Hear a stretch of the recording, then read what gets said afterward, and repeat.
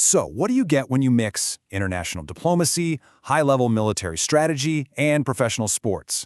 Well, you get a really intense game of political football, and I mean that literally. Let's get into it. Right, so here's the big question at the heart of all this. How on earth does a massive, multi-million-dollar investment in a rugby team get tangled up with a super serious defense agreement? To figure that out, we've got to zoom out and look at the bigger picture in the Pacific. You see, this whole story really boils down to two huge agreements between Australia and its closest neighbor, Papua New Guinea. Now, on the surface, you'd think they have nothing to do with each other, but as we're about to see, they are very, very connected. So what we've got here is this landmark sports deal on one side and a really critical defense treaty on the other. And a recent delay in getting that treaty signed has suddenly put the future of a brand new, highly anticipated rugby team completely up in the air. Okay, to really get what's going on, we need to break down the two key pieces on the negotiating table. What Australia is offering, which is pretty generous, and what it's asking for in return, which is very strategic. So, first up, let's talk about the offer from Australia. We are talking about a massive $600 million investment spread out over 10 years. And the whole point of this money is to fund a new team from Papua New Guinea to play in Australia's top rugby competition, the NRL. And here's the catch. That $600 million NRL deal, it's the carrot.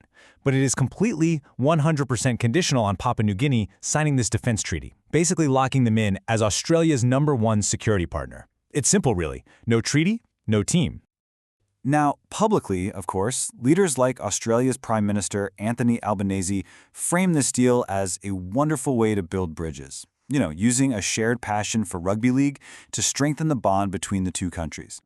But let's be clear. Underneath all the friendly talk, the conditions are ironclad. This whole deal is explicitly tied to PNG picking Australia and not China as its main security partner.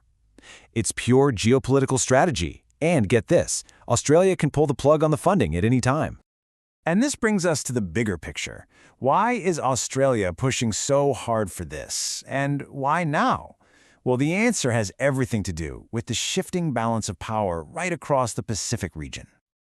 You see, this push for a treaty isn't just happening out of the blue. It's a direct reaction to the growing influence of another global superpower that's been making some serious moves right on Australia's doorstep. And that driving force is, you guessed it, China. Australia's entire strategy here is about shoring up its alliances to try and counter China's expanding strategic influence in the Pacific. From Canberra's perspective, China is making its ambitions pretty clear. We're talking military maneuvers as a form of intimidation, moving into contested waters, and that's exactly why locking in a solid military alliance with its closest neighbor, PNG, has suddenly become so incredibly important. But let's flip the coin for a second. This is not an easy decision for Papua New Guinea. Not at all. For them, this treaty digs into some really fundamental questions about their national identity, their hard-won independence, and what their people actually need. You've got to remember, PNG only gained its independence from Australia back in 1975, and ever since then, a cornerstone of their politics has been protecting their national sovereignty and maintaining a non-aligned foreign policy. This treaty, it would be a huge shift away from that.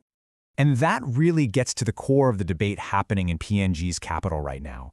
Is tying themselves this closely to Australia really worth the risk to the national autonomy that they have fought so hard to build and maintain? And it goes beyond just sovereignty.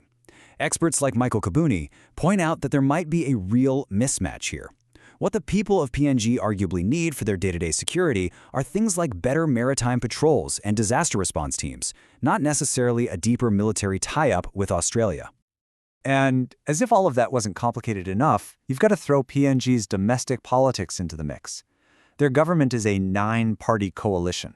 Trying to get every single one of them to agree on a major foreign policy change like this is, well, it's incredibly tough, especially when local issues often feel a lot more urgent than the national agenda. So, you add all of that up, the geopolitical pressure, the questions of sovereignty, the messy domestic politics, and it brings us right here to the current stalemate. The treaty is still sitting there, unsigned, and both countries are kind of just waiting to see what happens next. I mean, everyone thought this was a done deal. The plan was for it to be signed during PNG's 50th independence anniversary celebrations, a huge moment. But the moment came, and it went. The Australian Prime Minister left without a signed treaty. Now, Canberra says they're still confident, but that delay, It's a big deal.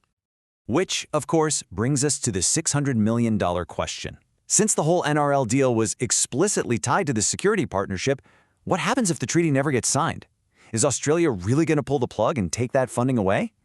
At the end of the day, we're watching a really high-stakes game play out between diplomacy, defense, and the incredibly powerful dream of national sport. The final whistle hasn't blown yet, and honestly, the outcome for both the treaty and the team is still anyone's guess.